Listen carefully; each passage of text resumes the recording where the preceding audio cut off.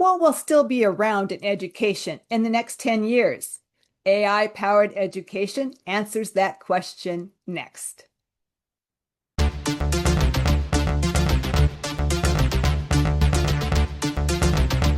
Hi, Casey and I are here today because we want to take a more global picture a bit about AI and education with teachers.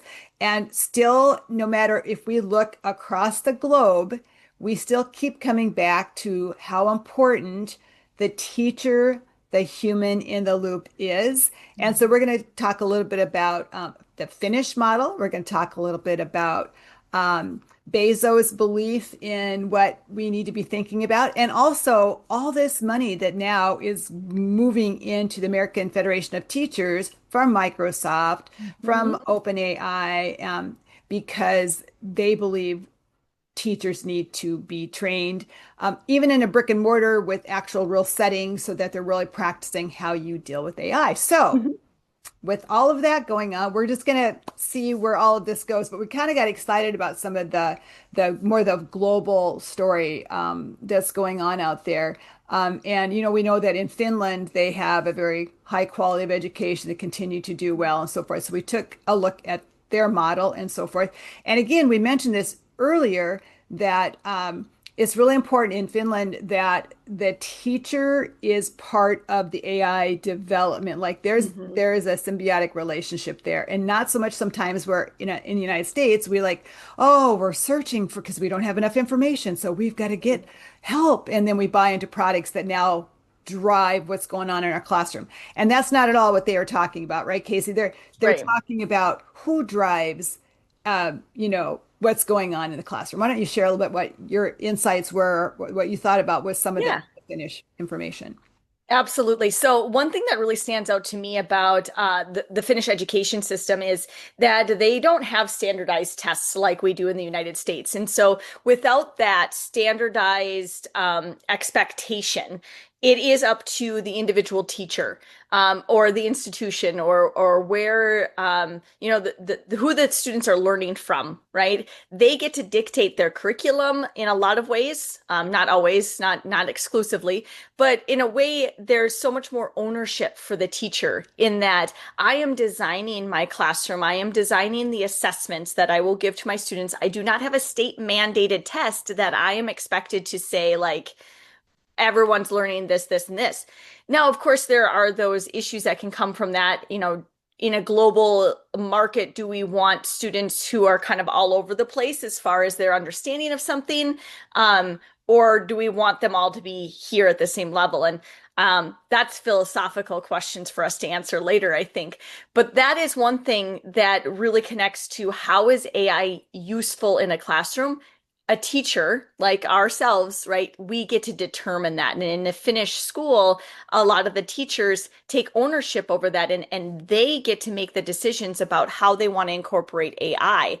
And that sense of freedom, I think, is really key for us in the United States to kind of tune into and really figure out what's my target? What's my goal? What is it that I want my students to achieve? How does that align with what we have for state mandates, right? Because we do have those in the US. Right. And now where's the gap? My target, the target of the institution I work for, they ask me to do the things that my state asks to do, all of those layers of things. And now where's the gap that I can use AI to help with? I Yeah. think that's kind of where we're at. Yeah. And again, thinking about how important it is to set the environment. That's what the teacher is trying to do. I really like this idea about that that the students that what they learn outside of the classroom is actually honored. Like Mhm. that's Mhm. what's important. Now, can you create your classroom as the teacher that incorporates their assets, their interests, their culture, their community, and you put it all together and connect it to the curriculum. Now everyone's buying in. It's focused in on each individual. It's personalized, and then AI fits right in there to make it much easier because you can personalize so much better, and every learner has an opportunity to pursue their interests, and it's easier than it had been before. Hmm. Again, we still need a structure. We still Yep. need to have, standards but start when you honor that, it becomes questioning and discovery. As the Mhm. teacher, you're creating the atmosphere. You're the teacher creating the AI usage in the room, right? Yep. Right. And one of the things that listening to a couple of instructors from Australia and how they might see things or in Finland how they might see things and like there's a key question that I think was really interesting that I heard asked. Do you want to learn? Right? And like you and I are doing this show for a reason, right? We are so interested in learning and we're not unique to that, but this is the thing that we want to discover more about is AI and education. So, our answer to that question is yes, I want to learn. I want to learn. But we have so many students that come through our door that do you want to learn? If we ask them that question, they're like, well, yes, but right? Like I don't want to learn what you're teaching me. Like Right. I don't care about algebra. I don't care about this, that, or the other thing. And really our job as an educator is not to insert the learning into the student to drive like the content that I know into your head, but instead is to say like I just need to tap into the thing that you want to learn. And I need you to see that all of this stuff that we bring to this school in our classroom is relevant to you in some way, shape, or form. We just need to tap into it. And so I think it's just that reframing, how we talk about education and how we talk about students is really what I learned from like the Finnish experiences. Um, Right. it's not so much about assessment. It's not so much about testing one's knowledge to see how much I imparted on them, right? And like holding me accountable as a teacher to be like, did you tell them this stuff? It's more like, was I able to bring it out of them? And when you have 30 kids in your classroom, how am I as an individual going to do that successfully? Right. I have, 55 minutes with these 30 kids. In no way could I sit and have a one-on-one conversation, unfortunately. Right. But that's where, again, the AI, they can at least have some pursuit of their interests. And then when you have that time, because you have then you can be one-on-one. And that kind of goes a little bit to,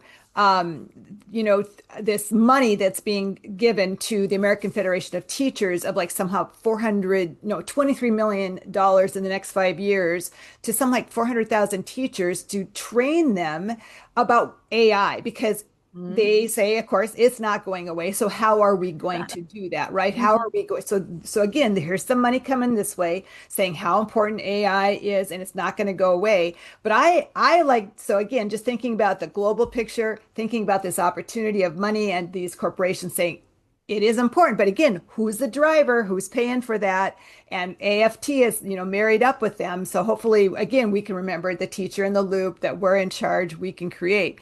But I also think just kind of to before we end here is to go into what Jeff Bezos said, because that's still, I hope, when these teachers get trained, because it's also the message globally that we're often Mhm. hearing, is is in the next 10 years, what Casey, what's that question that he asked? And then Well, I think it's more like people always turn to people like Bezos, who, it's not saying we necessarily approve of his practices, but he is an innovator and he is a person who has made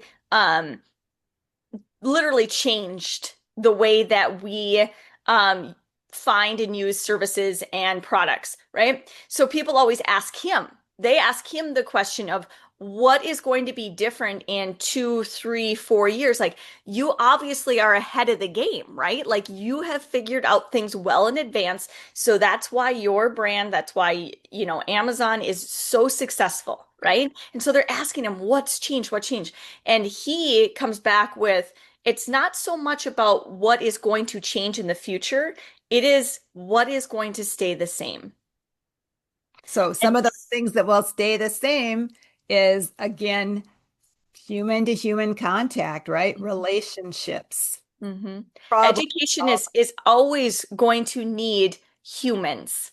Hmm. Education, we're so worried about AI replacing teachers. That is so far from the truth of what human beings need.